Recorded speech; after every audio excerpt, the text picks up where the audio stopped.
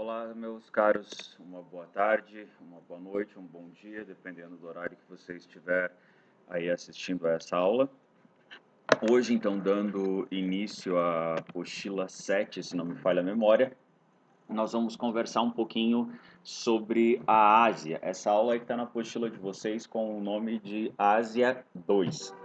Como eu terei 4 aulas para trabalhar essa apostila e eu considero ela uma das mais pesadas pela quantidade de informações que tem, e a começar porque dentro da Ásia é onde nós temos aí hoje um dos grandes focos da geopolítica mundial. E esses focos passam principalmente nos aspectos da economia, nos aspectos da geopolítica, nos aspectos demográficos, na questão de urbanização, e que tem algo de interessante aí, o que chama bastante atenção. E com certeza teremos aqui questões aí do Enem ou do vestibular. Sempre, todos os anos vai ter alguma coisa bem importante daqui. E para começar a falar um pouquinho sobre isso, eu queria que vocês observassem esse mapa que eu estou colocando aqui, o que eu já falei para vocês, que a gente chama isso de mapa mudo, que tem todos os países aí que fazem parte da Ásia, tá? Só que, em especial, eu acabei numerando alguns desses países da Ásia que eu gostaria que vocês tivessem uma noção de onde eles estão localizados, né? Então, é importante que a gente saiba localizar esses países ou que tenha uma pequena noção de onde eles estão, quais são eles, tá? Por quê? Porque alguns desses países podem ser parceiros comerciais de alguns países, podem ser inimigos aí de outros nas questões de geopolítica. Então a gente tem aí mais ou menos, porque dependendo de como você conta, esse número pode ser um pouquinho maior, um pouquinho menor, cerca de 50 países no continente asiático. Eu coloquei ali indicando com o número 1, que é o coração econômico da Ásia, que é a China. Número 2, eu coloquei aqui que é o Japão, que são essas 4 ilhas principais que nós temos aqui: Hokkaido, Honshu, Shikoku e Sapporo, que são essas 4 ilhas, tá, que formam esse arquipélago japonês. Indicando pelo número 3, que vai ser o tema da aula da semana que vem, que vai ser aí a Índia. 4, Paquistão. Índia e Paquistão são arqui-inimigos. Eles disputam essa região aqui no norte da Índia, que se chama Caxemira, tá? Que uma parte da Caxemira também está na China. São terras férteis nesse local, maioria muçulmana, mas é administrado pela Índia, que é hindu. Tá? Então aqui é uma região bastante problemática. Essa região aqui também da China, onde tem o Tibete, é extremamente problemático também. Tá? Depois, pulando aí para o número 5, tá? Na região onde está localizado o número 5, é o que nós chamamos aí de Península Coreana. O 5 é indicado pela Coreia do Sul, tá? O 6 é a Coreia do Norte, tá? Que a gente sabe que tem conflitos diretos, o Kim Jong-un está na mídia o tempo inteiro, aí, principalmente nas questões nucleares, é considerado o país mais fechado do mundo. O número 7 é a Rússia, que tem um alinhamento estratégico com a China também, tá? Então, e esses países estão aí, a China e a Rússia, no chamado Conselho de Segurança da ONU, que eu vou comentar um pouquinho adiante aí com vocês. Número 8, também chamado de Ilha de Formosa, ou também considerado como uma província rebelde da China, que é Taiwan, tá? Que também é chinês, ou se fala o chinês, tem a cultura chinesa, mas teve alguns estresses aí com a China na época da Revolução Comunista na China em 1949, tá? Depois, lá com o número 9, eu tenho um país que na verdade é gigantesco, né, em questão de número de ilhas, é o maior arquipélago do mundo, são mais de 15 mil ilhas que formam a Indonésia. A Indonésia é o maior país muçulmano do mundo, só para a gente ter uma noção. E aí eu vou comentar um pouquinho para frente da Indonésia também, tá?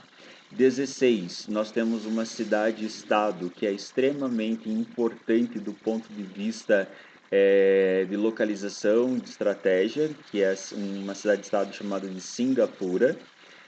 O número 17, ali vocês vão observar que tem duas vezes o número 17, porque é um país chamado de Malásia. A Malásia vai ter uma parte insular, que é isso daqui. Aliás, insular, que significa que é ilha, que é essa parte aqui do 17. E o peninsular, que é essa aqui que está ligada com o continente, tá? Depois do 17 ali, o 16 e o 17, né? Eu tenho o número 12. Aliás, antes do 12, o número 11, eu acabei... Gente do céu, eu acabei trocando toda a ordem dos números, tá? Mas não interessa a ordem para a gente seguir, só para a gente conversar um pouquinho. Eu tenho aqui, então, o número 12, que é um país chamado de Tailândia, tá? Que é um país budista. O 11 é um país chamado de Myanmar, tá? Aonde a gente tem o caso com os Rohingyas, que são perseguidos, essa minoria, e que foge para esse país que está aqui, ó, que eu não coloquei o número, mas a gente tem que ter uma noçãozinha dele, que se chama Bangladesh, que é esse país aqui. Depois, o número 13 é um país chamado de Laos, tá? Eu tenho o 15, que é um país chamado de Camboja. O 14, que é o país chamado de Vietnã. Essa ilha aqui de Duong é uma ilha que pertence à China, então é território chinês. O número 17, aliás, o número 10 que está aqui é um outro país que se chama Filipinas, e aqui é a metade da ilha de Papua Nova Guiné, tá? E que é a ilha de Papua, que pertence à Indonésia também, essa parte aqui está aqui, tá? Acredito que falei todos os países que eu tinha colocado o número, só me arrependo de não ter colocado também Bangladesh, já que a gente vai falar um pouquinho. Aqui o 18 é um país chamado de Nepal e o 19 é um outro país chamado de Butão. E aqui, essa área, já que estou comentando, é um país que a gente chama ele de Mongólia, tá? Então, é importante, no primeiro momento, que a gente tenha uma noção, quando estuda sobre a geografia da Ásia, muito importante ter uma noção de sua localização. Uma vez que, em especial, os países que são mais cobrados em vestibulares, que é a China, o Japão, a Índia, a Coreia, a Indonésia, eu tenho que ter uma noção de onde isso aqui fica. Então, do ponto de vista de localização, eu preciso entender que a Ásia é cortada principalmente pelo Trópico de Câncer, pelo Círculo Polar Ártico e pela linha do Equador. Então a gente pode observar aí que a Ásia vai estar desde a região equatorial da Terra até a região aí polar, tá? É importante frisar que a Rússia ela está localizada em dois continentes. Eu tenho aonde está a capital da Rússia aqui, ó, Moscou, que vai ser toda essa região daqui para oeste, que é a chamada Rússia Europeia, e dessa região onde tem os Montes Urais para leste é a chamada Sibéria, que é a parte da Rússia que pertence então à Ásia. Também é importante que eu tenha uma noção das chamadas zonas climáticas. Então, o que está ao norte do Círculo Polar Ártico nós chamamos de zona glacial ártica, tá? Ou simplesmente aí a zona ártica ou polar norte. Entre o Trópico de Câncer e o Círculo Polar Ártico, eu tenho a chamada Zona Temperada Norte, que é que pega a maior parte do território asiático. Por que se chama Zona Temperada? Porque é nessas áreas do planeta que eu tenho as 4 estações do ano bem definidas. Então, verão, outono, inverno e primavera. Depois, aí eu tenho entre a linha do Equador e o Trópico de Câncer, eu tenho a chamada Zona Tropical Norte, e entre a linha do Equador e o Trópico de Capricórnio, eu tenho a chamada Zona Tropical Sul. Só que não é cortada pelo Trópico de Capricórnio, e toda essa região próximo à linha do Equador, próximo a essa linha do Equador, a gente chama isso de zona equatorial. Na aula de hoje, eu vou focar especificamente sobre alguns países aqui do leste asiático, tá? Que é onde eu tenho aqui o Mar da China, Mar do Japão, toda essa região aqui, que é o que eu vou comentar na aula de hoje, mas na aula da semana que vem que eu pretendo falar sobre a Índia e a gente vai falar um pouquinho sobre essa região aqui onde está localizada a chamada Península Indiana, a gente pode colocar assim, ou Indochina. E aí esse país aqui que está aqui também que se chama Colombo. Eu já vou falar da importância do nome dessa cidade aqui para a aula de hoje, tá? Tem que lembrar também que a Indonésia faz parte do chamado Círculo de Fogo do Pacífico, é onde a gente tem aí bastante terremotos nessa região. E toda essa região aqui, ó, tá, do Sudeste Asiático, que vai pegar essa área aqui, a gente chama isso aqui de Indochina. A Indochina é uma região de colonização basicamente francesa, tá? Quando a gente estuda sobre o imperialismo no século XIX, que é o neocolonialismo sobre o continente africano e asiático, eu preciso ter uma noção que Paquistão e Índia, por exemplo, e Bangladesh foram colonizados pelos ingleses, essa região aqui pelos franceses. A Filipinas é o país que foi colonizado pela Espanha, tanto que o espanhol é uma das línguas, além do tagalo, falados aqui nas Filipinas. É o maior país católico cristão aqui de toda a Ásia. E a Indonésia é uma ex-colônia da Holanda, tá? E aí a gente vai falar um pouquinho disso daqui, ou quais são as consequências disso daqui, que a gente vai ter uma relação direta com o Brasil, especialmente aqui no Paraná. Mas mais para frente eu vou fazendo aí essas observações. E preciso ter uma noção especialmente aqui do Vietnã, que foi uma área de disputa geopolítica entre Estados Unidos e União Soviética, na época da Guerra Fria, né? Mas que aí acabou tendo dois Vietnã, ele foi separado durante um tempo, tá? Aí eu tenho Hanoi, que era o Vietnã do Norte, e tenho Ho Chi Minh, que era no Vietnã do Sul, as duas capitais. Depois acabou sendo unificado o Vietnã e voltou a ser um único país. O Japão, eu até gostaria de falar ele na aula de hoje, porque tem uma relação direta, mas infelizmente o Japão eu vou deixar para a aula da semana que vem, tá? Mas aí eu vou comentando um pouco do Japão hoje, um pouco da semana que vem, para a gente compreender o que está acontecendo, como que esse Japão ele se envolve. Antes, eu queria frisar bastante, aí eu lembrá-los, que nesse mapa a gente tem as principais cidades de cada país, né, as grandes cidades, e eu queria que vocês observassem bastante sobre a China. Observar que a maior parte das cidades da China, elas estão próximas ao litoral e que há um vazio praticamente de grandes cidades no interior da China. E aí a gente vai ter que lembrar um pouquinho, embora não seja o objetivo da minha frente da geografia, um pouquinho sobre o relevo da Ásia. Uma das coisas que chama bastante atenção, além das placas tectônicas, dos grandes tremores de terra que a gente tem nessa região, é que a Ásia ela é cortada no sentido leste-oeste pela chamada Cordilheira do Himalaia. Essa Cordilheira do Himalaia ela é tanto uma barreira geográfica para a circulação humana, tá? Porque aqui é a região do Himalaia, né, que a gente chama de teto do mundo, onde tem o Monte Everest, que chega a 8.848 metros de altitude, ou seja, muito, muito, muito elevado.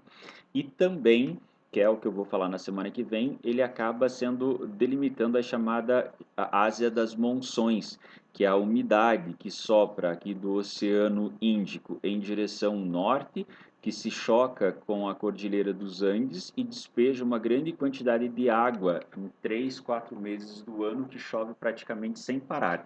E aí os outros 8 meses do ano é basicamente sem chuva ou seco, que é a chamada Ásia monsônica.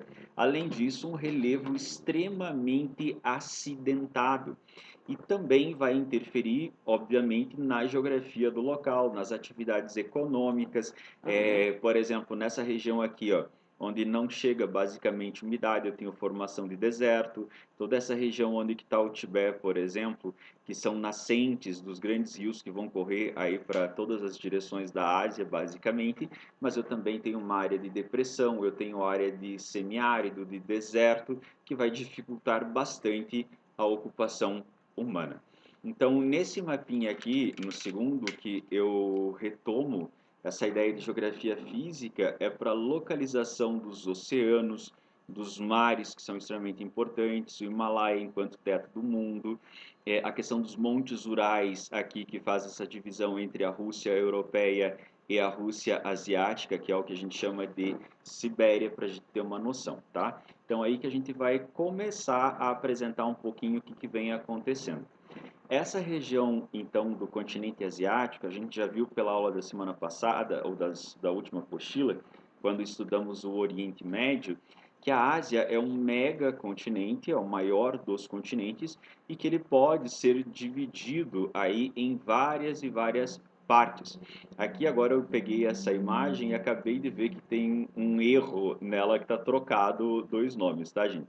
Olha só, Oriente Médio, Ásia Central, Ásia Setentrional, que é a mesma coisa que Norte, Extremo Oriente, e aqui esses dois estão com o nome trocado. Essa parte que vai pegar o Irã, o Afeganistão, Paquistão, a Índia e Bangladesh, Nepal e Butão, isso aqui é o que a gente chama de Ásia Meridional. E essa parte que está em laranja, que vai pegar toda a Indochina, a Indonésia, aqui, a Malásia, que é parte dessa ilha, tem um outro país aqui chamado de Brunei, que é uma monarquia, e essa ilha inteira que se chama Bornéu, mais as Filipinas, mais Papua Nova Guiné aqui, e tem um país que fala português, que está aqui, ó, que é o Timor-Leste, que é uma ex-colônia portuguesa, toda essa região em laranja faz parte do chamado Sudeste Asiático. Então, essas duas áreas estão trocadas. Tá? Aqui também é esse país que a gente chama de Sri Lanka, que a capital é Colombo, ok? Então, vamos entender um pouquinho o que está acontecendo nessa região. Nessa região, nós vamos ter o período, só para a gente começar a contar toda essa historinha de como começou. Nós vamos ter a Segunda Guerra Mundial. Quando termina a Segunda Guerra Mundial, basicamente, nós vamos ter a formação de dois grandes blocos no mundo de poder, tá? De bélico, econômico e de influência, que é o sistema capitalista e o sistema socialista. Um é liderado pelos Estados Unidos e outro pela antiga União Soviética. E nesse período pós-Segunda Guerra Mundial, que nós vamos chamar então de Guerra Fria, nós vamos ter primeiramente essas duas grandes ideologias, uma de socialista e outra capitalista, disputando aí no campo ideológico para implementar as suas ideias em outros países, numa tentativa de ampliar os seus laços de domínio, tá? De ampliar as suas esferas de influência. Então nós vamos ver que durante esse período os países vão ter ou um alinhamento com os Estados Unidos, leia-se Europa capitalista, tá? Ou com a União Soviética. Basicamente é isso que acontece. Por isso, nessa ideia ou na esteira de ampliar as suas áreas de influência, os Estados Unidos vai elaborar um plano para a reconstrução dos países asiáticos, tá? Que também se envolveram na Segunda Guerra Mundial, já que o Japão era um dos arqui-inimigos dos Estados Unidos durante a Segunda Guerra Mundial, fazia parte aí do eixo, né? O Japão, a Itália, a Alemanha, e para reconstruir esses países. Esse plano econômico para reconstruir, por exemplo, os países europeus destruídos pela Segunda Guerra Mundial, nós chamamos isso aqui de plano, lembra o nome, gente? De plano Marshall. Tá? Na Ásia, porque ele foi assinado na capital do Sri Lanka, ele vai se chamar Plano Colombo, tá? Em função de ter sido assinado na capital, tá? Então, do Sri Lanka, que se chama Colombo. Então, nós vamos ter muito dinheiro dos Estados Unidos para a reconstrução desses países, mas alguns países a coisa vai ser um pouco mais complexa. Por exemplo, nós vamos ter a questão das Coreias, onde o norte foi influenciado, pelo menos no início, pela União Soviética, enquanto o sul pelos Estados Unidos. Nós vamos ter o Vietnã também, que vai ser um país dividido, metade norte ligado, por exemplo, aos soviéticos, metade sul ligado aos Estados Unidos, e alguns países que vão começar um caminho próprio, tá? Como vai ser o caso da China, tá? Só isso pós Segunda Guerra Mundial. Só que em 1949 houve uma disputa dentro da China com Chiang Kai-shek, Mao Tse-tung, onde em 49 nós vamos ter a Revolução Comunista na China, onde se funda a República Democrática da China, que é uma China socialista, basicamente, que vai ter no início um alinhamento maciço com a União Soviética, e esses rebeldes, então, que não vão aceitar essa tomada do poder pelos socialistas, vão acabar fugindo e fundando a chamada chamado Taiwan, tá? Que é essa república ou esse país ou essa província chamada Província Rebelde da China. Alguns reconhecem Taiwan enquanto um país, outros não, tá? Lembrando que o outro nome para Taiwan é a Formosa ou Ilha de Formosa. Então, esse é o contexto desse investimento norte-americano na Ásia, num primeiro momento, tá? Pós Segunda Guerra Mundial, numa disputa com a União Soviética. Um outro detalhe importante que vocês precisam ter uma noção é que durante os anos 60 e 70, nós vamos ter um processo muito rápido aí de globalização.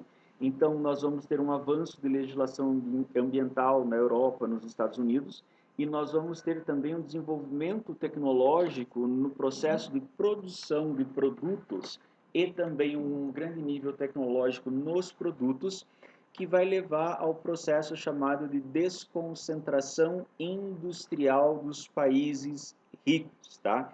Onde começam a sair as filiais dessas grandes indústrias, migrando para países onde a mão de obra ou os custos produtivos sejam menores, leia-se maior lucratividade.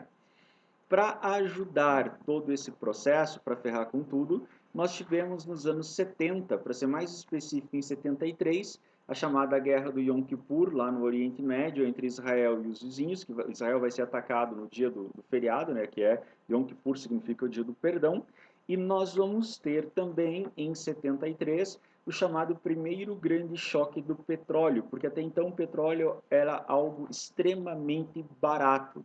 Nesse choque do petróleo em 73, nós vamos ter então um custo de produção em países ricos, como o Japão, por exemplo, que importa o petróleo, todo o petróleo que ele demanda é importado, e o Japão é um país extremamente pobre em recursos naturais, então carvão mineral, tudo é importado, manter essas indústrias no Japão se torna extremamente caro em função dos custos, principalmente energéticos. Então, o que vai começar a partir dos anos 70? Aquelas empresas que demandam uma grande quantidade de mão de obra, mas principalmente de recursos energéticos também, que são basicamente as chamadas indústrias de base, tá? Que é aço, que vão trabalhar com os metais, as siderúrgicas, metalúrgicas ou energéticas, energoenergéticas, que são as intensivistas em uso de energia, elas começam a migrar dos países ricos, tá? Em direção aos países pobres, onde a energia é mais barata ou ainda tem mão de obra mais barata. E aí o Japão vai passar por um processo que já vinha acontecendo graças aos investimentos americanos que vão reconstruir o Japão, de investir maciçamente em educação nesses países, em tecnologia. E o Japão então passa a mudar o foco, tá? Passa a investir em produtos de desenvolvimento tecnológico, como TVs, por exemplo, os eletroeletrônicos, onde eu tenho um custo por produto bastante elevado, então eu tenho um valor agregado a esses produtos. Esse maior nível de educação permite mão de obra mais qualificada. Então, basicamente, essas indústrias elas vão começar a sair do Japão, tá? E, obviamente, que a matriz vai continuar no Japão, e ela começa a migrar para alguns países no entorno do Japão. Então, esses países que vão receber essas indústrias, as filiais dessas indústrias ou dessas grandes empresas japonesas, é que dá origem ao que nós chamamos de tigres asiáticos. Porque aí tem uma questão que é bem interessante. Os tigres asiáticos, eles vão ser considerados, gente, plataforma de exportação. Ou seja, o que se produz nesses países não é consumido basicamente nesses países. Então, tudo que se produz neles se destina à exportação. Por isso, tigres asiáticos são sinônimos de plataforma de exportação, principalmente então aproveitando mão de obra barata para a produção. Só que esses países que foram os primeiros beneficiados, basicamente, aí dessa transposição das indústrias japonesas para o entorno e também com dinheiro americano, já que está num contexto de Segunda Guerra Mundial, ou melhor, de Guerra Fria, nós dividimos esses países em dois grupos. Aqueles que começaram a receber essas indústrias ou chão de fábrica japoneses no primeiro momento são os chamados tigres asiáticos da primeira geração, onde eu tenho Coreia do Sul, Taiwan, Singapura e Hong Kong, tá? Essa é a primeira parte. Gente, vocês vão ver que vai aparecer Singapura aqui nos meus slides, que eu esqueci de arrumar isso daqui. Singapura, recentemente, foi oficializado a nomenclatura do país, tá? Como que se escreve. Então, Singapura, hoje, em português, tá? Em função de mudança, se escreve com S, tá? Então, Singapura, a gente escreve com S, tá, gente? E os países que vão receber uma segunda onda, já que tem um segundo choque do petróleo em 79, que vão ter uma segunda onda de indústrias que vão aproveitar mão de obra barata ou até recursos energéticos baratos, são o que nós chamamos de tigres asiáticos de segunda geração. Inclusive, algumas indústrias migrando da primeira geração para a segunda. Então, eu vou ter a Malásia, eu vou ter a Indonésia, a Tailândia, Vietnã e Filipinas, que são considerados tigres de segunda geração. A bandeira da Indonésia chama bastante a atenção porque ela é bastante parecida com a bandeira da Polônia. A única diferença é que as cores estão invertidas.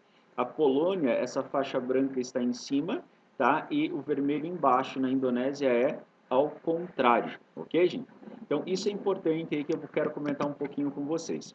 Então, eu queria que vocês observassem que, diferente, por exemplo, da América Latina, que o nosso processo de industrialização vai acontecer ao mesmo tempo que nos tigres asiáticos, mas na América Latina vigorou um processo chamado de substituição das importações. Ou seja, se produz dentro do território brasileiro e aquilo que é produzido aqui deve ser vendido para nós brasileiros, basicamente. E aí o governo dificultava a importação de produtos concorrentes.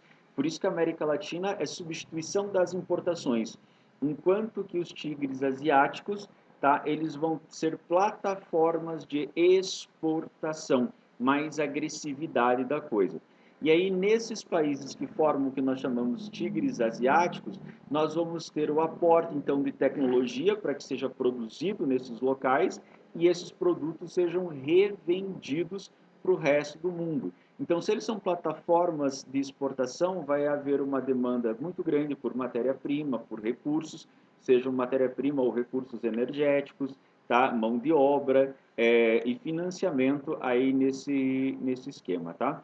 E aí eu também coloco esse mapa aqui porque ele tem uma projeção diferente e coloca os tigres asiáticos ou essa parte da Ásia no centro das atenções daquilo que está acontecendo. Então, eu tenho os chamados tigres da primeira geração, tá? É importante saber diferenciar, principalmente em função da Coreia do Sul e Taiwan, tá? Além de Singapura e Hong Kong. Em 80, a segunda leva dos tigres asiáticos, que é a Indonésia, Tailândia, Malásia, Filipinas e Vietnã, que eu vou falar aí de cada um deles um pouquinho. Mas, de maneira geral, eu preciso compreender que eles têm a sua origem na Guerra Fria, numa disputa entre Estados Unidos e União Soviética, mas tem a ver com a ideia da expansão das indústrias no Japão com a crise do petróleo, tá? Tem a ver com investimento em tecnologia para ampliar esse parque de produção. Esse modelo de industrialização ele foi fortemente incentivado pelos seus países, tá? dos tigres asiáticos, facilitando incentivos fiscais, ou seja, atração dessas indústrias, uma moeda extremamente desvalorizada, aquilo que favorece, obviamente, aí as exportações, ou seja, aqueles produtos com um custo muito barato, medidas aí protecionistas, basicamente para favorecer essas exportações.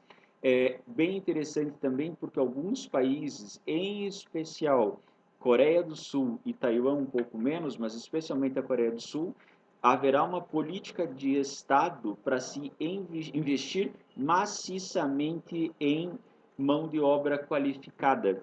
E aí a Coreia do Sul é um exemplo do mundo de um país mais pobre que o Brasil nos anos 70 e hoje é um país rico, desenvolvido, tá, com marcas que são conhecidas no mundo inteiro e não é só reproduzir produtos, mas também criar tecnologia, tá? Então isso é bastante importante a gente ter uma ideia de que foi um processo bastante acelerado. Então, produtos de alto valor agregado, desenvolvimento de computadores eletrônicos, maior renda per capita, mercado consumidor interno que começa a crescer nesses países da primeira geração.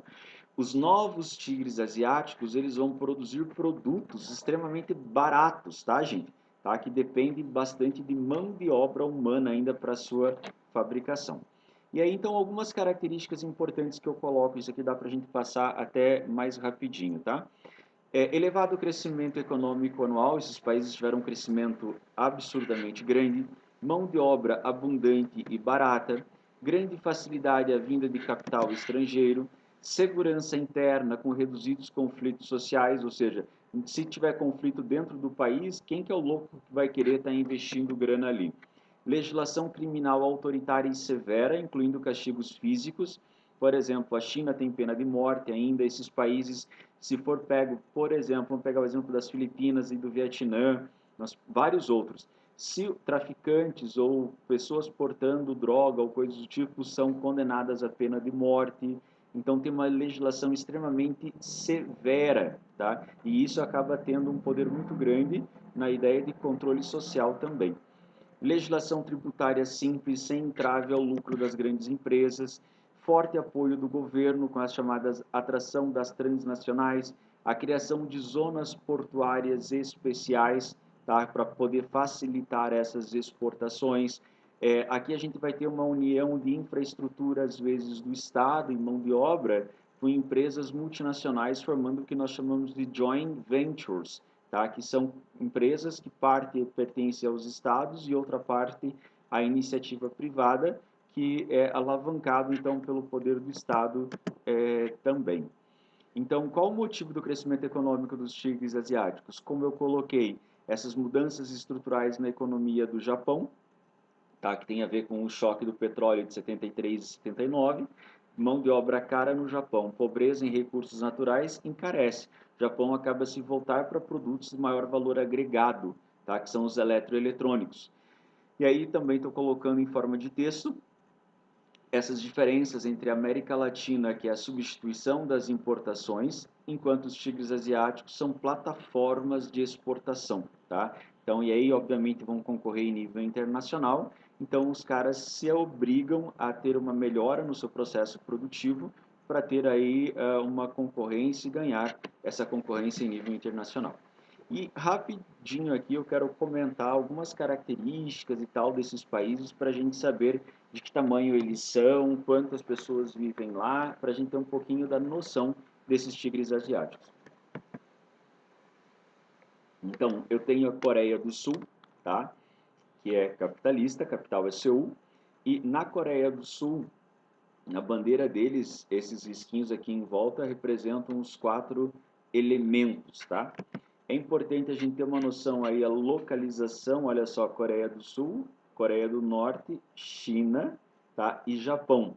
Então, a Coreia do Sul, gente, é muito próxima aqui do Japão. Tanto que o Japão já tinha invadido a península da Coreia, dominou, eles têm uma rivalidade absurda entre eles. Quando nós tivemos no dia 6 e 9 de agosto as bombas atômicas que caíram sobre Hiroshima e Nagasaki, milhares de pessoas que trabalhavam em condições análogas à de escravidão, para não dizer escravos, dos japoneses na época que morreram foram aí sul-coreanos que acabaram falecendo. Então, só para a gente ter uma noção, algumas características gerais. É um país extremamente moderno, riquíssimo, tá? Porque fizeram a lição. Isso aqui, eu não estou dizendo que acredito na capa da Veja, mas isso aqui tem a ver lá atrás, no início ainda do governo do PT, mostrando, por exemplo, que a Coreia do Sul, que era muito mais pobre do que o Brasil, miserável de pobre comparado com o Brasil nos anos 70, o fato da Coreia do Sul ter investido maciçamente em educação, e até hoje que eu quero comentar um pouquinho disso com vocês, ela conseguiu superar o seu subdesenvolvimento e se transformou num país riquíssimo. Ela é mais ou menos a Coreia do Sul do tamanho do estado brasileiro do Pernambuco, tem cerca de 52 milhões de pessoas vivendo lá, tem 2/3 do PIB brasileiro, mas exporta 2 vezes mais do que nós. Lá as empresas basicamente são grandes conglomerados que no passado eram de origem familiar, empresas familiares, que são os chamados kaibos, tá? Que são aí os conglomerados coreanos. No Japão vai ter a mesma coisa, só que lá são chamados zaibatsus, tá? Que a gente vai falar na semana que vem. O grande paradoxo é que nós temos como muito importante na economia sul-coreana a ideia das empresas que trabalham com negócios, tá? Que trabalham com dinheiro, mercado financeiro, que representa uma parte bastante significativa do produto interno bruto do país, mas que são apenas 14% das companhias que empregam cerca de 5% da população. Ou seja, é uma área que dá um retorno absurdamente grande financeiro, tá? E que também gera pouco emprego. E aí, obviamente, é uma mão de obra extremamente qualificada. Aqui eu trouxe, que foi dessa reportagem da Veja, sobre o que a Coreia do Sul fez para superar o subdesenvolvimento, tá? De um país pobre e atrasado para um país extremamente rico. Primeiro que a Coreia investiu maciçamente em educação, educação pública e especialmente uma educação de base, ou seja, o fundamental e médio de excelente qualidade. Enquanto não tiver um ensino fundamental e médio de excelente qualidade, não haverá desenvolvimento de tecnologia. E não começando a investir primeiro nas universidades, foi ao contrário, primeiro a educação básica, tá? A segunda questão que é extremamente importante é no investimento dos professores. Lá na Coreia do Sul, professor é uma profissão extremamente valorizada e que tem uma remuneração extremamente elevada. Então, o cara que chega a ser professor na Coreia do Sul, o cara é o gás da coca, porque é esse cara que é responsável pela construção de uma Coreia do Sul rica e próspera.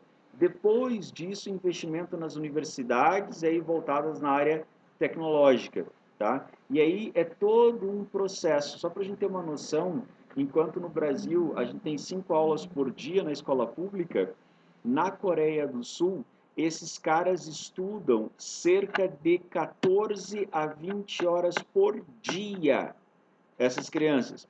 A aula começa, por exemplo, às 8 da manhã, vai até às 4, 5 da tarde, isso na escola pública.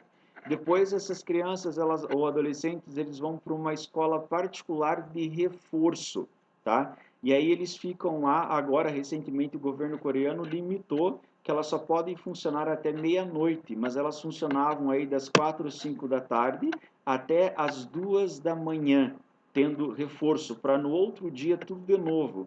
Aula de segunda a sábado. E o vestibular deles aí para fazer parte das 3 maiores universidades da Coreia é extremamente concorrido que você não tem noção. É na segunda quinta-feira do mês de novembro que acontece esse vestibular. Só para ter uma noção, o governo proíbe em determinadas horas do início do processo pousos e aterrissagem nos aeroportos para que não atrapalhem esses alunos fazendo prova. A população vai para a rua aplaudir esses alunos para incentivá-los durante a prova de vestibular. as fábricas, o que tiver de indústria, o trânsito, eles são orientados a não buzinarem, a não fazerem barulho, para não atrapalharem aí o desempenho desses alunos no vestibular. E, lógico, não estou dizendo que eu concordo que você tem que estudar 14, 18 horas por dia e tal, porque isso é desumano. Porém, também, uma das consequências negativas disso é que o índice de suicídio entre adolescentes, entre aqueles que alcançam aí um processo de depressão muito forte em função disso, ou ainda que não têm sucesso no vestibular, que daí são motivos de vergonha para a família, eles acabam cometendo suicídio. Então, para a gente ter um pouquinho da noção de quão difícil é. Isso não é diferente também, gente, do que acontece na China. Tanto que hoje muitas famílias coreanas, para tentar livrar os filhos um pouco desse sofrimento do que ou estudar na Coreia ou de fazer um vestibular na Coreia, tem mandado essas crianças para estudar fora da Coreia, tá? Como nos Estados Unidos, na Alemanha, no Japão, em outros lugares onde não tem uma concorrência tão forte, mas que tem uma excelência no processo de educação. Então, aqui eu coloco também a ideia de que é um país extremamente tecnológico, e a Coreia, quando ela se projeta para o resto do mundo, a gente está ouvindo falar muito delas com o chamado K-pop, que é Korean Popular, ou música popular coreana, digamos, seria uma tradução que é febre no mundo. Tem hoje gente aprendendo coreano para poder cantar as músicas dos grupos pop coreanos, como o BTS, que vocês estão vendo aí. Tamanho é o investimento dentro da cultura também, que é uma outra forma de domínio, que nós tivemos pela primeira vez na história, tá, de Hollywood, um filme que não se fala inglês, é o primeiro filme que o idioma não é o inglês, que ganha aí o Oscar de melhor filme. Durante essa premiação aí desse ano, eles levaram 4 Oscar, tá? E é basicamente contando um pouquinho dessas dificuldades de famílias pobres na Coreia com famílias ricas. Então, isso também é uma forma de ampliar a sua visibilidade no mundo.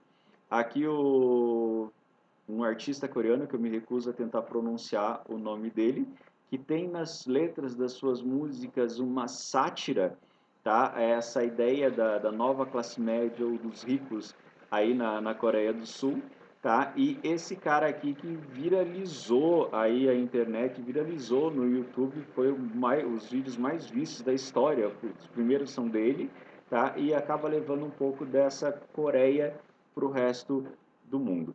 Algumas empresas que são marcas coreanas, acho que vocês sabem, Life's Good, que é a LG, Daewoo, Hyundai, Samsung e Kia Motors, que são empresas com tecnologia desenvolvida na Coreia do Sul, então são empresas nacionais coreanas, tá? Que têm uma qualidade espetacular, que é fruto árduo desse processo de investimento em educação e também de financiamento na Coreia do Sul. Por isso ela se torna uma potência, um crescimento absurdo em relação aí aos seus vizinhos. O segundo desses tigres asiáticos, ainda na primeira geração, é Taiwan, que é essa província rebelde chinesa, que recebeu investimento maciço dos Estados Unidos e do Japão também, justamente porque ela era capitalista. A capital é Taipei, tá? Aí é um país basicamente bastante montanhoso, então pobre em recursos naturais também. Tem uma área aproximadamente aí dos estados de Sergipe e Alagoas, que são os 2 menores estados do Brasil, uma população de 24 milhões de habitantes apenas, tá? E exportam 2 vezes mais do que o país, tá? E aí, obviamente, os problemas geopolíticos que eu coloco é em relação à China, tá? Que diz que Taiwan deve voltar para o domínio de Pequim.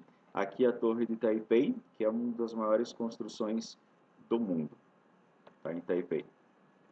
Aqui é um estádio ecológico, 70% da energia que o estádio consome, ele é produzido por esses painéis solares que estão aqui, tá? E depois, quando não tem evento, essa energia abastece 80% aí do consumo do entorno desse estádio.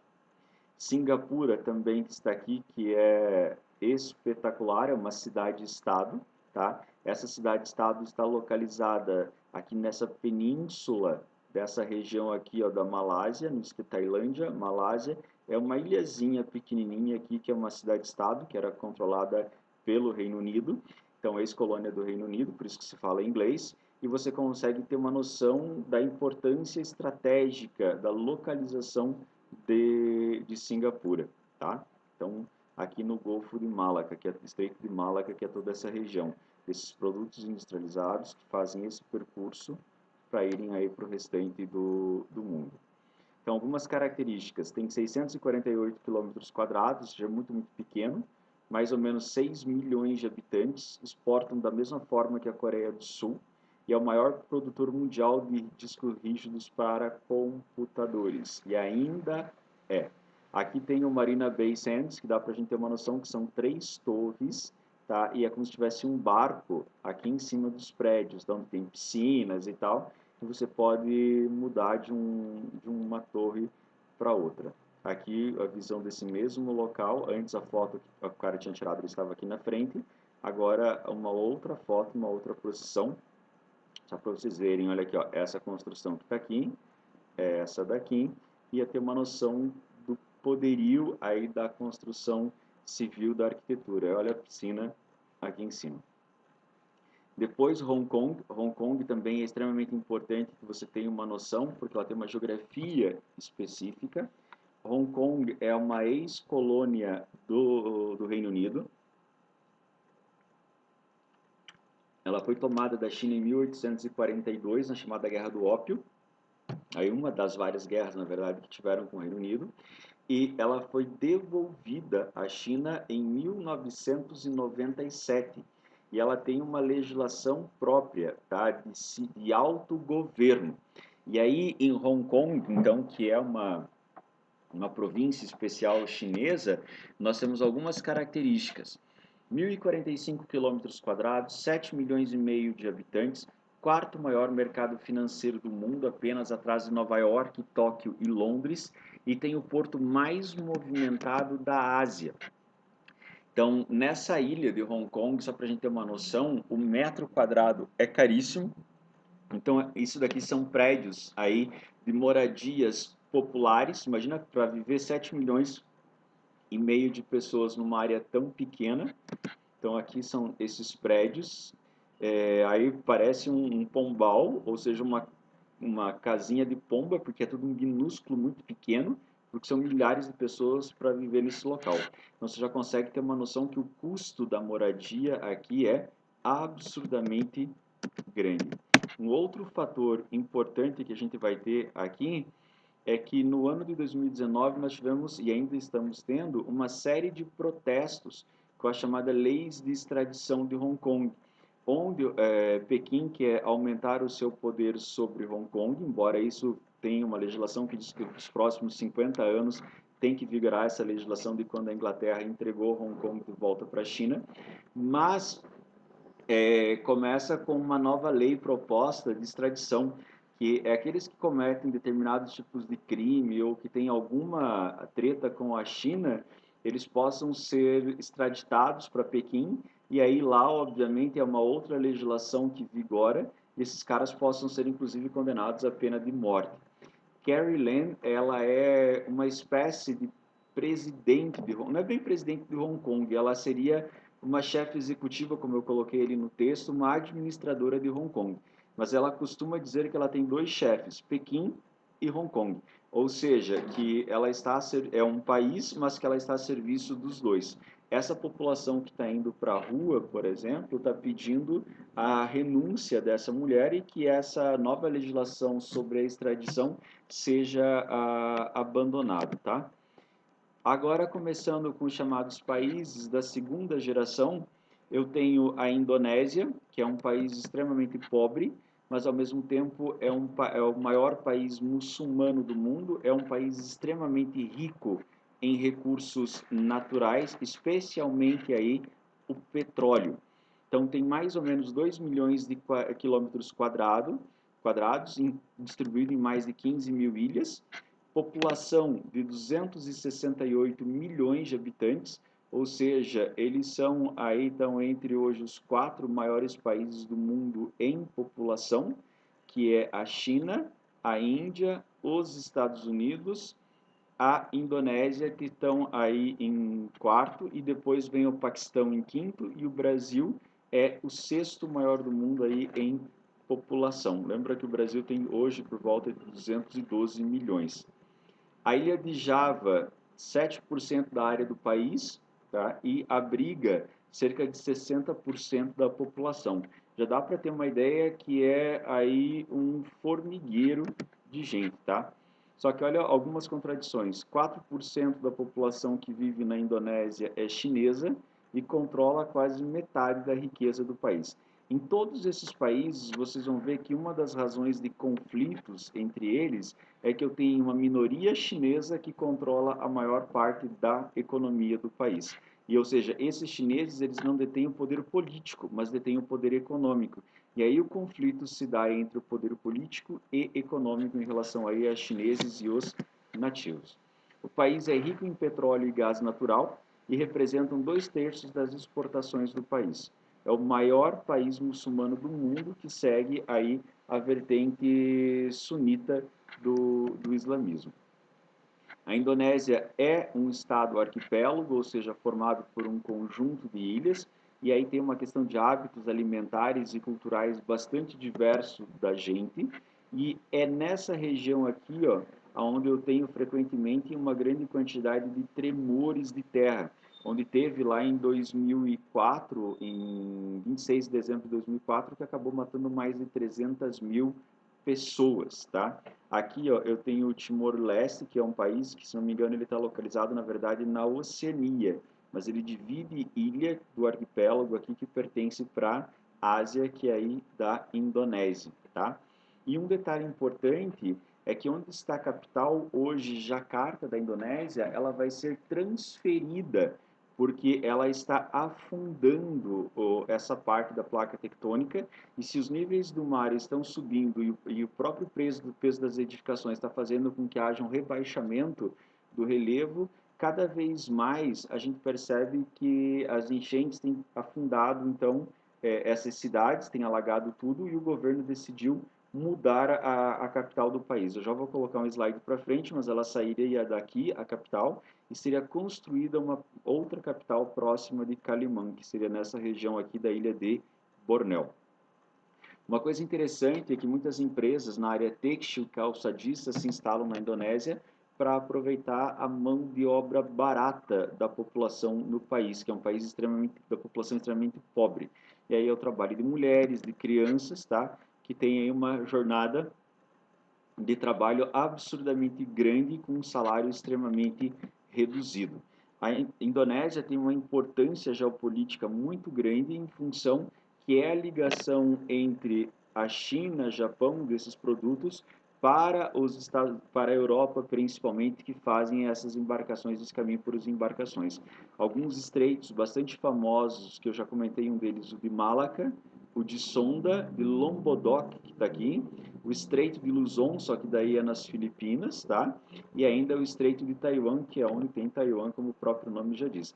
Então, o controle dessas áreas é uma questão de estratégica, tá? Uma questão estratégica aí de logística. Aqui o que eu comentei anteriormente com vocês, a transferência que virá tá nos próximos anos da capital Jacarta para a ilha de Bornéu, próxima a Balikpapan, que vai ser nessa região aqui, ó. E aí as enchentes e as constantes inundações, já que essa parte da ilha de Java, onde está a capital, ela está afundando basicamente no país. A Malásia, tá, que também é da segunda geração, aí mão de obra barata, então. As Torres Petronas, que é bastante famosas no país. Lembrando que eu tenho uma parte insular, que é onde tem aí a capital, Kuala Lumpur, e uma parte peninsular, desculpe, que é essa daqui, e uma insular, que é onde eu tenho nessa ilha aqui de Bornéu.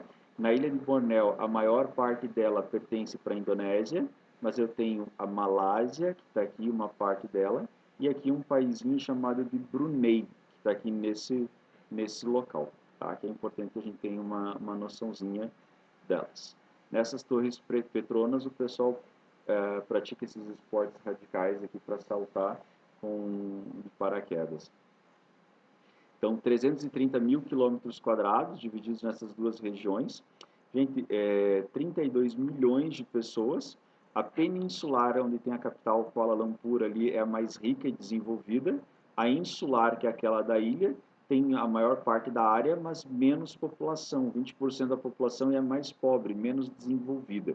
Problemas geopolíticos, luta interna entre chineses com os malaios, e aí a gente vê que os chineses são 32% da população e os malaios 54%. Na Malásia, a gente também tem a chamada agricultura de plantation, que basicamente é aquela que produz para exportação, em especial a borracha natural. A Malásia, que é uma ex-colônia do Reino Unido, gente, nós tivemos aí o fim do ciclo da borracha no Brasil, no início do século XX, exatamente porque lá na Malásia foram levadas mudas da nossa seringueira aqui, a Hevea brasiliensis, que é a espécie que nós temos aqui na Amazônia, e lá plantada um pé do lado do outro, acabou tendo uma produtividade muito maior do que no Brasil, e aí levou ao declínio do ciclo da borracha no país. E os recursos minerais extremamente importantes é o petróleo e o estanho. Na Tailândia, que é um país bastante procurado aí para destino turístico, tá? Tem praias belíssimas, é um país budista, tanto que é bem interessante um pouquinho sobre essa ideia da geografia deles, tá? Ou da religião. Aqui a capital é Bangkok, aonde nós vamos ter também uma grande quantidade de indústria na área têxtil e calçadista, tá? Que aproveita essa mão de obra barata desse local aqui. Tá, onde está localizado a Tailândia, que está aqui, ó. Características gerais, mais ou menos o tamanho da Bahia, 70 milhões de habitantes, 80% da população é da etnia Thai e 1/10 é chinesa, tá? E aí controla 50% da economia da Tailândia também. E aí você já pode perceber que isso aqui sempre é motivo de conflito. Empresas tailandesas exploram recursos minerais nos países vizinhos, como Myanmar, Laos e também no Vietnã. E por fim aqui eu coloco algumas imagens, que é um país budista. É proibido comercialização de imagens do Buda aqui na Tailândia, tá? Você não pode comprar ou vender esse tipo de coisa aqui, porque é considerado sagrado para eles. Olha que belíssimo isso, gente. Uma feira ao ar livre, tá? E o turismo, basicamente, que é a principal fonte de renda também, uma das principais fontes de renda do país. A viagem até a Tailândia é caro, né, para nós brasileiros, porque é longe, mas é extremamente barato, tá? É difícil de chegar, mas depois que chegou, o nosso dinheiro vale até que bastante lá. Então, olha o paraíso que é o negócio. E aqui também eu tenho, nessa região, as famosas mulheres girafas, que essas meninas, desde que elas nascem, elas vão colocando essas argolas no pescoço, fazendo com que esses ossos aqui da clavícula e tal, eles vão afundando, e essas mulheres ficam com o pescoço, parecendo que o pescoço cresceu, mas não é o pescoço que cresce, é o ombro que desce, e depois de um tempo elas não podem mais tirar isso aqui do pescoço, porque não tem mais sustentação para o pescoço. É uma questão louca, mas é o que é considerado de beleza. Não é no país inteiro, são algumas regiões aí no norte da Malásia que tem. Inclusive, ele diz que isso teria vindo de um costume lá da região da antiga Birmânia, hoje Mianmar. E aí, como que você vai enrolando isso daqui no pescoço dessas mulheres? Imagina a desgraça que é fazer isso. Tá? Desde pequenininho você vai colocando nas meninas isso. Ideia de beleza, né? As Filipinas, que abriga aí uma população de mais ou menos 104 milhões de habitantes e é formada por 7.107 ilhas, tá? Onde você tem agricultura de plantation, em parte dela, mas vigora principalmente a chamada agricultura de jardinagem, e ela é feita nesses terraços, já que é um relevo bastante montanhoso, vulcânico, tá? Onde se cultiva aí a ideia do arroz principalmente. Tá? É um país católico, é um país extremamente pobre, e o espanhol, que é a língua oficial. Filipinas vem em homenagem ao rei Filipe II da Espanha, que colonizou toda essa região. E o Vietnã, também, que é um país belíssimo para se visitar, tá? Que já foi comunista, hoje ainda é socialista, digamos assim, mas com uma abertura econômica gigantesca, tá?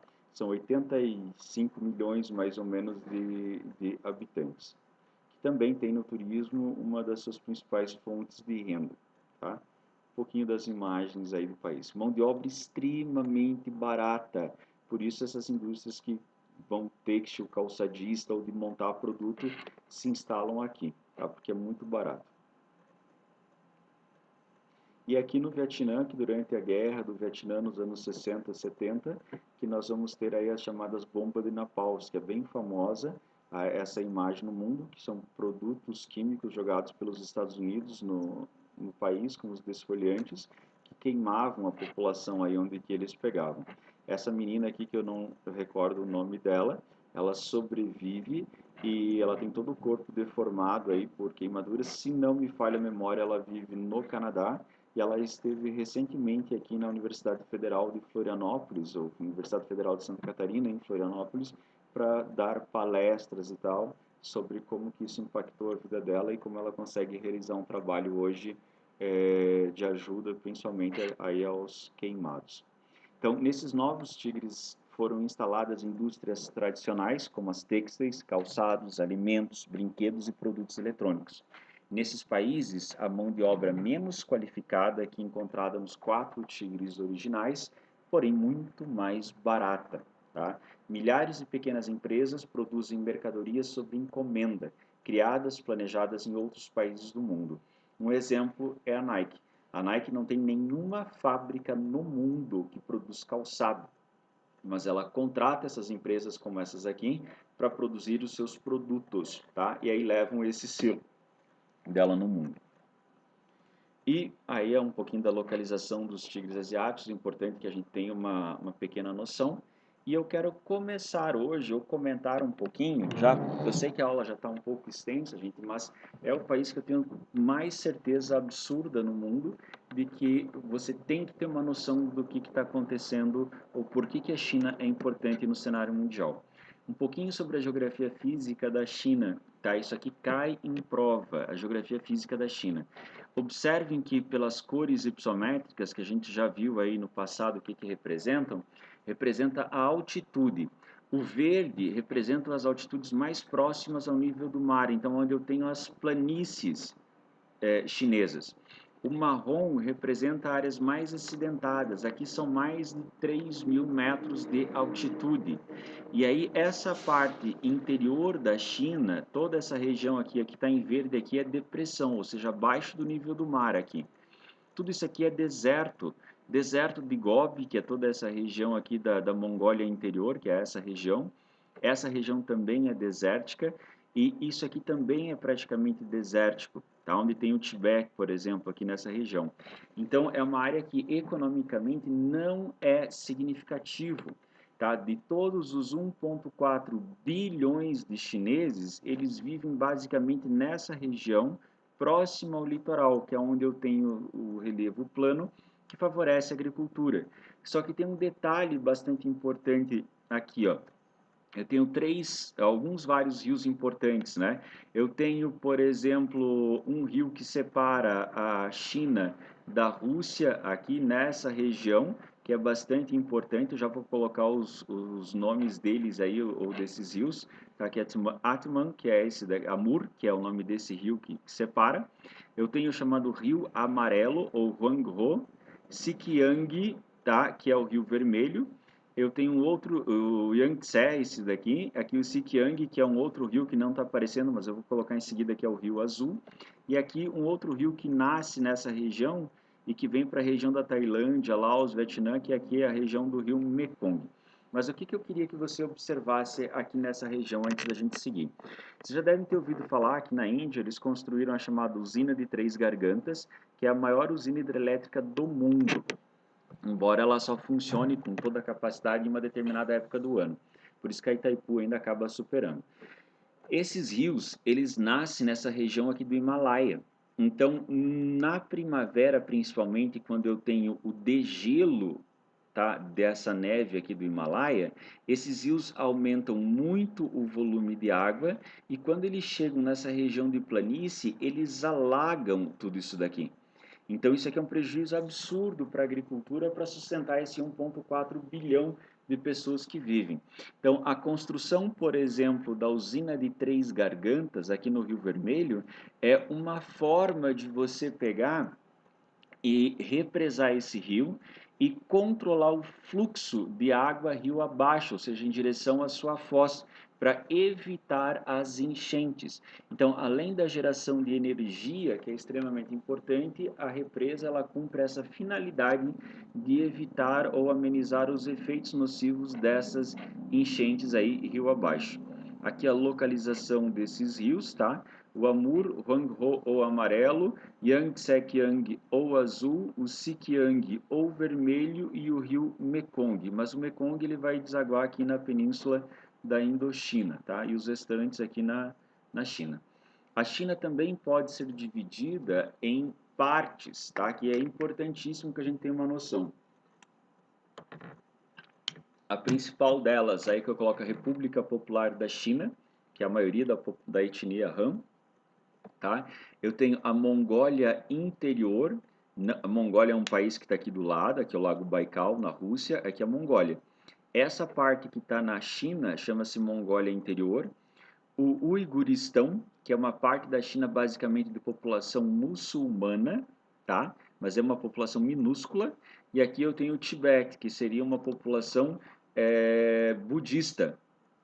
Então, que o Tibete foi ocupado pela China, e aí o Dalai Lama, que seria o chefe religioso do Tibete, acabou fugindo do Tibete, e hoje ele está aí exilado na Índia, embora ele viaje pelo mundo inteiro dando palestra ou lutando pela causa tibetana, já que os chineses destruíram praticamente toda a arquitetura, toda a história que nós tínhamos ligado aí aos budistas aqui no Tibete. Então, a China, tá? Isso aqui cai bastante em prova, ela pode ser dividida em 4 ou 5 grandes áreas. O que eu preciso que você saiba? Que a letra A praticamente é um deserto, então é o que há de mais atrasado na China, tá? Justamente porque é isolado, de difícil acesso, longe do grande público. Na letra B, eu tenho agricultura moderna, mão de obra barata, observem que já é na área de planície, e aqui se destina então ao abastecimento interno da China. Na letra D, eu tenho aí reservas econômicas bastante importantes do país, mas é onde estão localizadas as chamadas zonas econômicas especiais, que são áreas. Lembra que a China é um governo socialista, só que a gente chama de socialismo de mercado. Nessas zonas econômicas especiais é onde vigora um sistema capitalista de produção, tá? Embora seja controlado pelo Estado socialista, que são as plataformas de exportação da China. Taiwan, que é a província rebelde, ou também chamada de Formosa, e aqui que cai muito em prova, a região da Manchúria. A Manchúria é uma área extremamente rica em carvão mineral, que é a principal fonte energética da China. E aí, obviamente, o carvão mineral é o combustível fóssil que mais polui, o que mais impacta. E é por isso que a China hoje já superou os Estados Unidos em poluição ambiental, tá? Justamente porque faz uso do carvão mineral que é abundante na Manchúria, mas que tem um custo bastante reduzido para eles. Isso é bem importante que você tenha uma noção. Aqui eu coloquei para chamar a atenção de vocês um mapa mundi, mas que tem um outro sistema de projeção e além de estar escrito em chinês, que aqui ferra a nossa vida, é para mostrar a localização estratégica da China no mundo, que está aqui a China, como que ela se relaciona, por exemplo, com a Europa, ou ainda com Canadá, Estados Unidos, ou ainda se tomar um outro caminho daqui, ó, passando pelos estreitos de Malaca, que a gente viu anteriormente, pela Índia, toda essa região, ou Golfo Pérsico, ou entrando aqui pelo Mar Vermelho, para também chegar até a Europa. Para ver que, dependendo do mapa, a gente tem uma visão do que está acontecendo diferente, de como nós vamos ter a questão econômica saindo desse eixo entre Europa e Estados Unidos, que é o que a gente chama Atlântico, para as principais atividades econômicas estarem migrando para a região da bacia do Pacífico, tá? Que é bastante importante. Eu não vou contar toda a história da China, porque não cabe a mim aí na geografia fazer isso, vocês devem estudar isso um pouquinho nas aulas de história, mas a China, ela vai ser ocupada pelo Reino Unido durante muito tempo, vai começar um processo de libertação aí no início do século XX, ela teve territórios ocupados pelo Japão durante a Primeira e depois a Segunda Guerra Mundial, mas que ela vai começar um processo de industrialização de verdade, tá? Aí pós a Revolução Comunista de 1949. Só que tem um detalhe, nessa Revolução Comunista, nós vamos ter dois nomes que se destacam muito importantes. Você tem que saber o nome desses caras. Um deles que é o chamado Mao Tse-tung, que é o cara que mais matou gente na história. Matou pelo uso de armas e de fome, tá? Nesse período dos anos 60, mais ou menos, 50 e 60, nós vamos ter basicamente, aí, que é o período da chamada Revolução Cultural, cerca de 70 milhões de chineses morreram de fome. E todos aqueles estereótipos que nós temos em relação à China, que come tudo que se mexe, vem exatamente desse período de uma fome absurda, que quase dizimou aí os chineses, mais de 70 milhões deles morrendo de fome. Nesse governo do Mao Tse-tung, de que nós vamos ter um início, um alinhamento com a União Soviética, vai começar todo um processo de estatização da economia, um processo de remodelagem que vai levar a um processo de industrialização da China, mas no início é uma industrialização voltada para a indústria de base, siderúrgica, metalúrgica, e também de bélica e infraestrutura. Tá? Aproveitando-se de mão de obra abundante, energia barata principalmente, mas por ser um processo ainda pautado num sistema socialista de produção, onde havia, e esse é o grande problema dos países que adotaram o socialismo, essa burocratização ou ficar tudo centrado na mão do Estado. Então você não tem uma administração tão eficiente nesse modelo de produção, levando em função da burocratização de todo o processo, das tomadas de decisões, uma baixa qualidade, tá, naquilo que se produz na China. E ainda depois nós vamos ter um rompimento dessa China com a União Soviética, porque a China queria o repasse de tecnologia nuclear, a União Soviética, como não é burra, nunca repassou tudo isso, que vai levar os chineses a construir o seu próprio programa nuclear sozinho.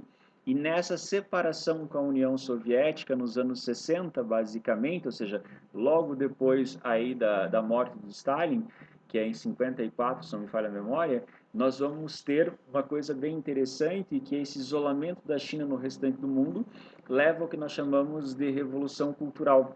Só que essa revolução cultural, ela não é algo bom, deixar isso bem claro.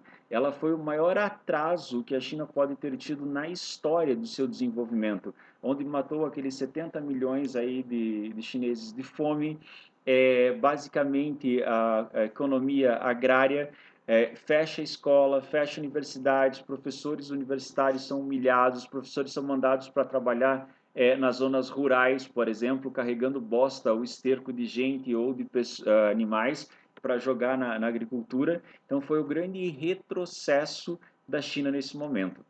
Só que aqui vai ter um início do processo de mudança. Com a morte do Mao Tse-tung, quem vai assumir o governo da China vai ser um cara que vocês têm obrigação de saber esse nome, chamado de Deng Xiaoping.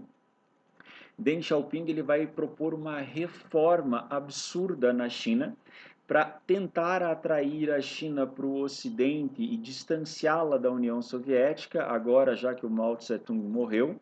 Os Estados Unidos vai propor e oferecer uma cadeira, tá, cativa no Conselho de Segurança da ONU. Tá? E é aí que a China, que não participou da Segunda Guerra Mundial, não foi, melhor dizendo, um dos vencedores da Segunda Guerra Mundial, porque até então eram os Estados Unidos, a Inglaterra, a França e a União Soviética que faziam parte do Conselho de Segurança da ONU. os Estados Unidos ofereceu essa cadeira permanente com direito ao veto para a China em troca desse alinhamento com os Estados Unidos, tá? Para distanciar da União Soviética. Então, essa China com Deng Xiaoping, mesmo sendo socialista, ela vai propor uma série de reformas econômicas, tá? Uma abertura econômica em algumas cidades do litoral. É aqui que se formam as chamadas zonas econômicas especiais. É aqui que começa a chegar investimento estrangeiro, sobretudo norte-americano, japonês também, onde elas se transformam em plataformas de exportação. Mão de obra chinesa abundante, salário irrisório, e aí com a chegada dessas empresas estrangeiras, formando as chamadas joint ventures que eu comentei com vocês, que é essa parceria entre empresas estatais e empresas privadas, que vai levar uma melhora na qualidade dos produtos produzidos da China, e é aqui que nasce aquela ideia daqueles produtos Xing Ling ou dos 1,99 que vão chegar no Brasil nos anos 90, porque por mais que haja uma melhor qualidade dos produtos, ainda são produtos de qualidade, digamos assim, duvidosa nesse primeiro momento. Mas é a partir daqui, gente, da década de 70, com Deng Xiaoping, de 79 em diante, que nós vamos ter uma guinada na política da China. Aqui ela começa a se voltar para dentro, começa a planejar como será a China nos anos 2000. Eles começam a pensar a China a cada 5 anos. O Partido Comunista Chinês, que é o PCC, tá? Pelo amor de Deus, não vou confundir com outra coisa no Brasil do PCC, mas o Partido Comunista Chinês são os delegados do partido que vão ter as eleições indiretas, que escolhem quem vai ser o secretário do partido que ocupa a figura do presidente. E aí, de 5 em 5 anos, eles têm esses congressos, é onde são decididas as políticas para os próximos 5, 10, 15 anos da China, e aí começa um trabalho maciço em cima disso. Então, aqui começa a ser revalorizado o ensino da universidade, o ensino superior para desenvolvimento de ciência e tecnologia, e é aqui que é a raiz da criação da China que nós temos hoje. Eu coloquei alguns mapinhas que eu tinha à disposição aqui, mostrando os recursos energéticos, aonde que isso estão, as hidrelétricas, basicamente, as chamadas zonas econômicas especiais, olha só, em verde aqui, ó, tá, que são bem importantes. E aqui, basicamente, para lembrar das zonas econômicas especiais que caem com certa frequência em vestibular, é atrair empresas estrangeiras, capital e tecnologia, experiência empresarial que a China não tem por ser um país socialista naquela época, né? Então, traz capital, traz tecnologia e a China entra com infraestrutura e mão de obra barata, que se transformam em plataformas de exportações. Aqui, o maior parque, né, industrial diversificado da China, 20 empresas estatais chinesas estão entre as maiores empresas do mundo, entre as 500 maiores. Se vocês observarem tudo quanto é leilão, ou licitação, ou privatização, são essas empresas chinesas que compram, tá? Esses produtos que são leiloados ou serviços ou empreiteiras. Aqui eu quero comentar algo que já é bastante importante, porque é daqui que vai nascer boa parte das questões da prova. Nós vamos ter a seguinte ideia, eu quero que vocês pensem comigo um pouquinho. Uma boa imagem atrai direta e indiretamente diversas ações favoráveis, com consequências na economia do país. Existem duas formas na geopolítica de se exercer poder, tá? E elas devem atuar juntas. A primeira é o chamado hard power, que é o poder forte, duro, que é o poder econômico, tá? O dinheiro que manda, e o poder bélico, significa o uso da força, tá? Acabei escrevendo junto aqui, vamos tentar separar para não confundir depois vocês. A ideia do uso da força, da coerção e a força do mercado, que é o poder econômico. Existe uma outra forma que a gente chama de soft power, que é o que está na moda, o que se cai muito em prova, que é um poder sutil, é um poder de convencimento, de persuasão a partir de um modo de vida, como que os outros países imaginam você. Ele é, na verdade, usado como um multiplicador do hard power, então não é separado. Então, basicamente, eu queria que vocês observassem o seguinte. Aqui no The Economist, na época do governo ainda do PT, aonde começa aquela discussão sobre os BRICS, como que isso vai crescer, como vai ser aí o Brasil vai decolar, o Brasil é o país da vez. Olha a imagem externa criada do Brasil, que agora o Brasil vai, agora o Brasil está decolando, take off significa isso.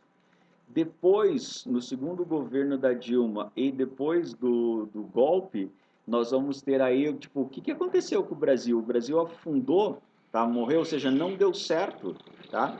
Então, essa é a ideia, basicamente, do soft power.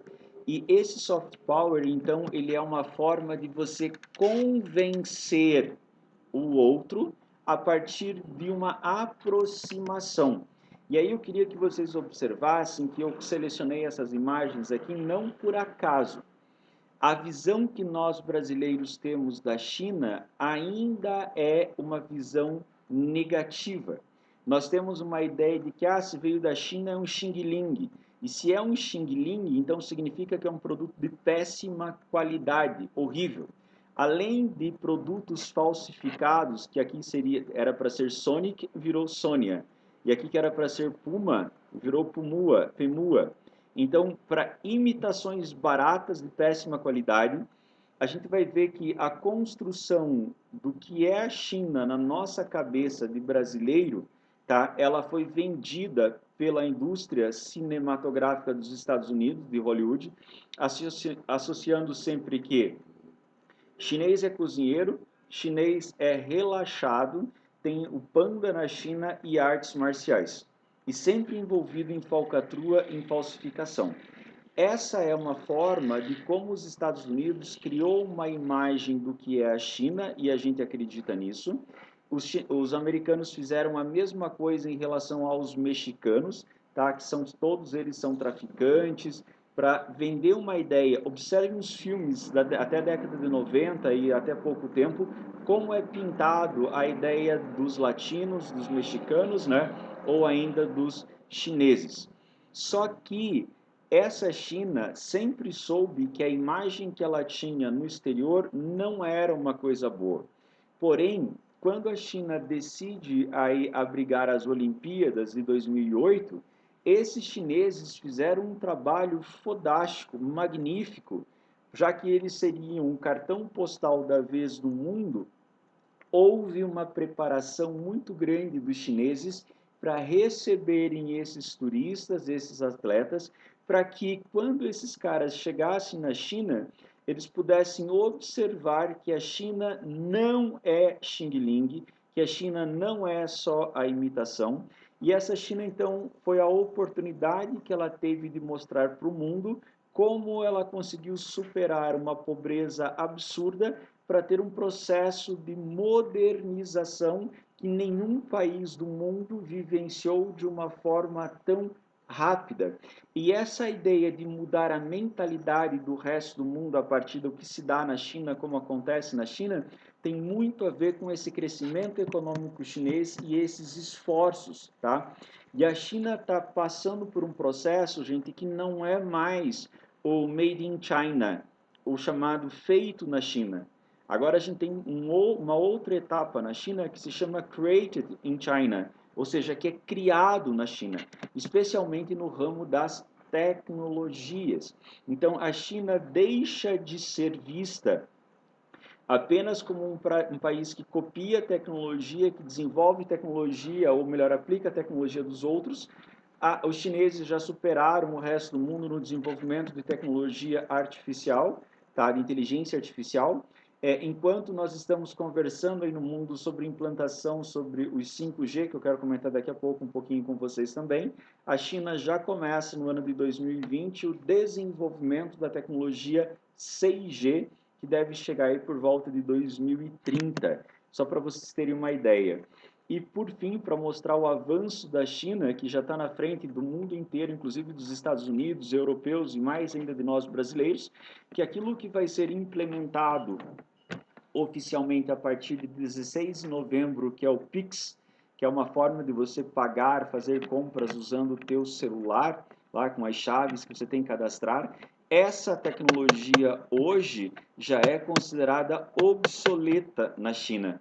Lá já tem uma coisa chamada Smile Pay, que é o pagamento com o rosto, tá? Se vocês observarem aqui na imagem, essa mulher está fazendo compras, tá? Em uma loja e tem um leitor na loja da sua face, que vai identificar quem é essa mulher e automaticamente vai ser descontado da conta dela, porque já houve uma identificação que ela confirma, e automaticamente não há necessário de uso de cartão de crédito, não há necessidade do uso do celular, como é do Pix. Então, a tecnologia já é extremamente avançada na China.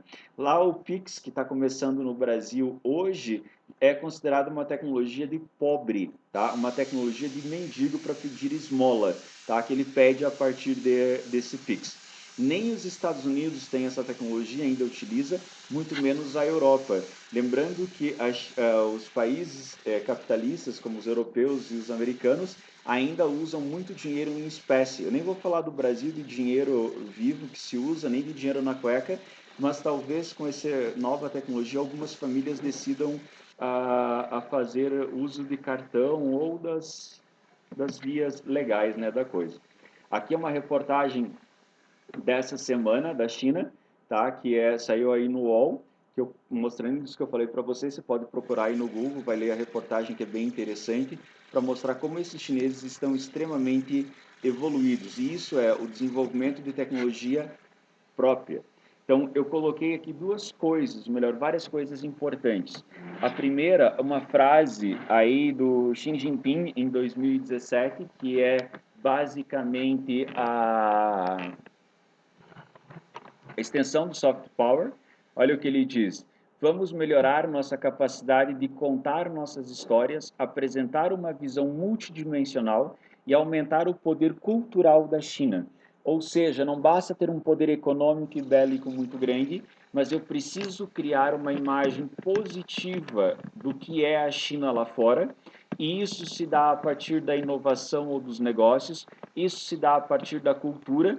E aí a cultura, eu coloquei essa imagem na tela aí, a superior esquerda, que é o Instituto Confúcio, que é um instituto cultural chinês que está presente em trocentos países do mundo, que é para apresentar um pouco da cultura chinesa, a questão do ensino da língua chinesa no mundo. A China tem dado milhares e milhares de bolsas de estudos para estudantes do mundo inteiro, em especial dos países pobres como os países africanos, investido pesado na compra e parceria com governos de outros países, sem uma interferência direta na geopolítica do país, nas questões da diplomacia e investindo pesado também em educação. Então, esse Instituto Confúcio seria esse braço cultural da China no restante do mundo. Esse conceito de soft power foi desenvolvido por um analista geopolítico, um estudante da geopolítica em 1990, chamado Joseph Nye. Tá? E aqui no canto superior direito eu coloco a ideia do dragão chinês, que é o símbolo da China, que tem a ver milenarmente, principalmente na região do deserto de Gobi, onde os caras começavam a encontrar muitos fósseis de dinossauros gigantescos, e esses chineses, que historicamente eram baixinhos e tal, diziam: olha, na verdade, mesmo que nós sejamos baixinhos ou pequenos, olha o tamanho dos animais que a gente já matou na história e jogou aqui, olha os esqueletos deles. Então, é desses esqueletos, desses fósseis aí, que nasce o mito, a ideia do dragão como um símbolo da China, tá? Então, isso é bem importante saber qual é a relação do animal com um pouquinho da história da China. E aí, eu também coloco no canto inferior esquerdo uma relação absurda que nós temos tendo nos últimos anos, é de que a África tem se voltado maciçamente aos investimentos chineses em infraestrutura, em educação e também na política dos países, quando a China tem emprestado dinheiro para esses países, fornecendo então essa ideia de banco, ou sendo um banco que vai ser uma forma desses países africanos não dependerem do Banco Mundial, por exemplo, ou de um FMI. E todas essas ações de emprestar dinheiro, de ter construção de infraestrutura, de portos, aeroportos, vai criando um laço de confiança entre esses países e aí vai aumentando a influência dos chineses na África ou na América Latina. Lembrando que a África, que contém aí 75 países mais ou menos no continente africano, se não me falha a memória, você vai ter uma coisa que é bem interessante, que se você cria esses laços de amizade com os chineses, esses chineses começam a ter um apoio muito maior nos chamados órgãos multissetoriais da ONU, como você vai ter aí nas Assembleias das Nações na ONU, dentro da Organização Mundial do Comércio, a OMC, que ela começa a angariar votos. Então, é esse poder gigantesco que a China vai desenvolvendo, que a gente chama aí de soft power, que vai atuando em várias áreas. Eu coloquei aqui num dos congressos chino-africanos, tá, que acontece aí basicamente, se não me engano, de 2 em 2 anos, que diz o seguinte: ganhar uma vantagem competitiva em ambientes políticos e econômicos menos seguros permite que os diplomatas e industriais apoiados pelo Estado da China cultivem laços pessoais e negociem acordos fora das instituições formais. Ou seja, é uma forma dos países africanos conseguirem dinheiro, tá, ou financiamento fora desse eixo Europa e Estados Unidos. E aí automaticamente você vai criando aquela ideia de sutilidade, de atração, tá, de convencimento ali no governo.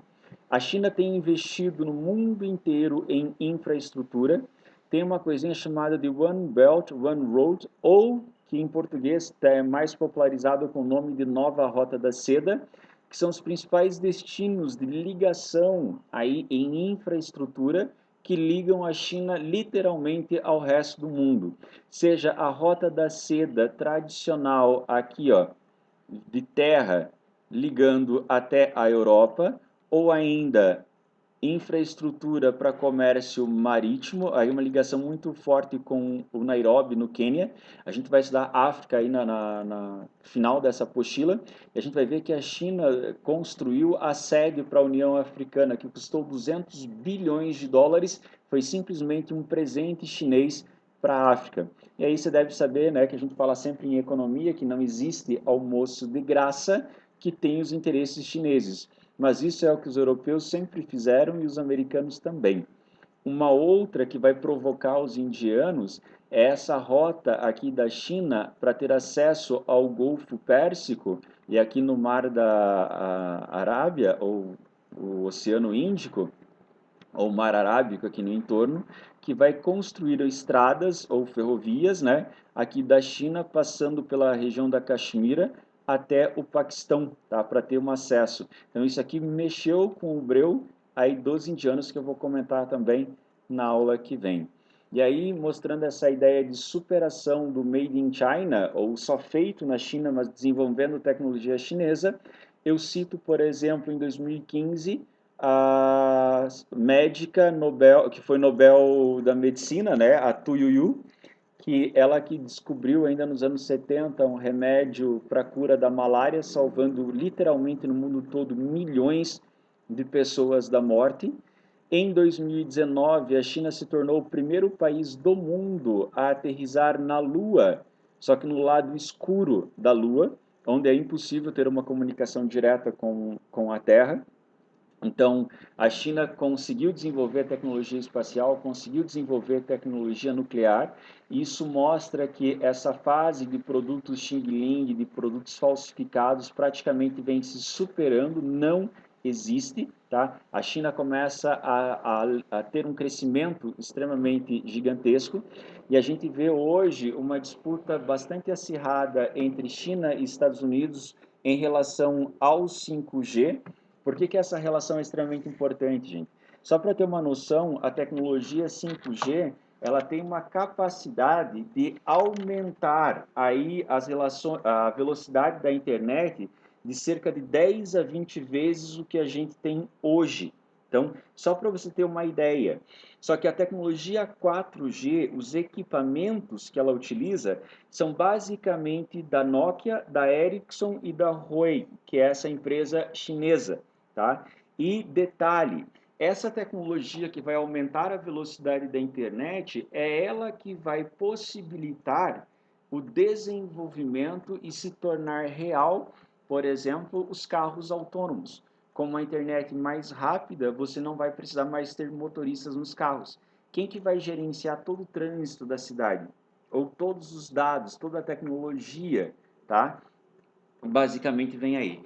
Daí, por isso a importância. Só que os Estados Unidos dizem que os chineses, sendo os únicos do mundo a controlar essa tecnologia 5G ou a um preço muito mais barato, vai fazer com que os chineses espionem o resto do mundo o que acontece, como se os americanos e russos não fizessem isso também.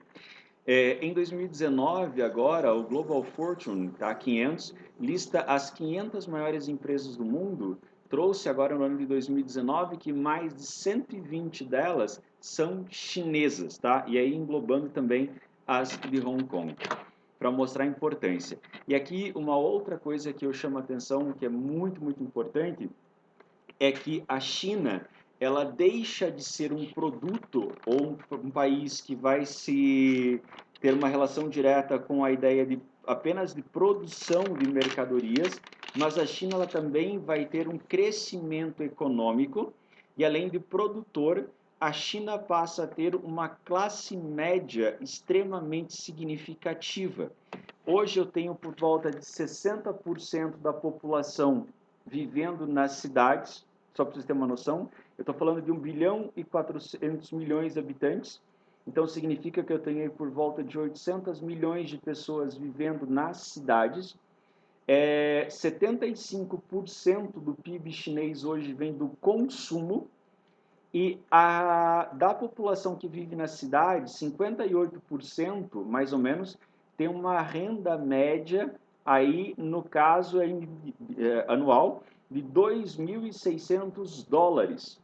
Só que se eu pegar a classe média da China, me dá um total de 400 milhões de chineses, ou seja, 2 vezes a população do Brasil, que tem uma renda anual entre 11 mil dólares aproximadamente a 13 mil dólares.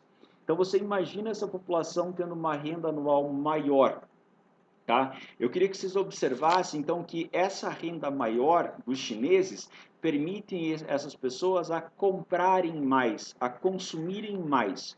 Está longe ainda do poder de consumo dos Estados Unidos ou dos europeus, mas esse crescimento da classe média na China significa uma demanda maior por produtos, tá? Por carne, por comida, por roupa, por vestuário, tudo isso. Isso mexe com o comércio internacional, porque a China começa a demandar produtos que até pouco tempo eram impensáveis para eles. Por exemplo, mercado de vinho. A China não é um país que tomava vinho. Agora é um dos maiores importadores de vinho do mundo. A China não era um país que toma leite.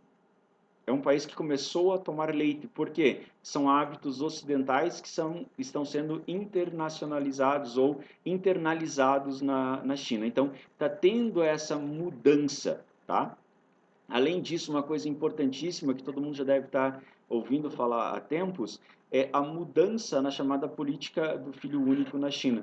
Ela foi adotada por Deng Xiaoping lá em 79, embora as taxas de natalidade na China já vinham caindo, como você pode ver aqui no mapa, tá? Mas essa adoção em 79 do filho único, que dizia que quem vivia na cidade, basicamente, ou que toda a população da China só podia ter um filho, é justamente para frear esse crescimento demográfico, que era gente demais. São políticas neomalthusianas que a gente chama. Um país que tenha pelo menos 7% da população com mais de 65 anos é chamado de um país já idoso. Prevê-se que até 2040 nós vamos ter aí na China cerca de 17% da população idosa. E, obviamente, os casais não tendo mais filhos na China vai gerar uma carência de mão de obra e um impacto sobre o mercado consumidor na China. Por isso que em 2015 o governo chinês propôs aí ou apresentou o fim da política do filho único. Porém, mesmo assim, com o fim da política do filho único, a população da China já não cresce com a mesma velocidade. E aí tem uma coisa muito a ver com a ideia de urbanização, a entrada da mulher no mercado do trabalho, da urbanização, o acesso às pílulas e tal, um trabalho que os chineses trabalham muito, muito. Então não querem mais ou não têm tempo para ter filhos. Então, mesmo com os incentivos que agora o governo chinês vem dando, a queda na taxa de natalidade da China tem ficado cada vez maior, preocupando aí no futuro um crescimento da economia chinesa. Tá? E detalhe, na aula da semana que vem aí eu quero comentar sobre a Índia, ok? Muito obrigado pela atenção de vocês, gente, e até a aula da semana que vem.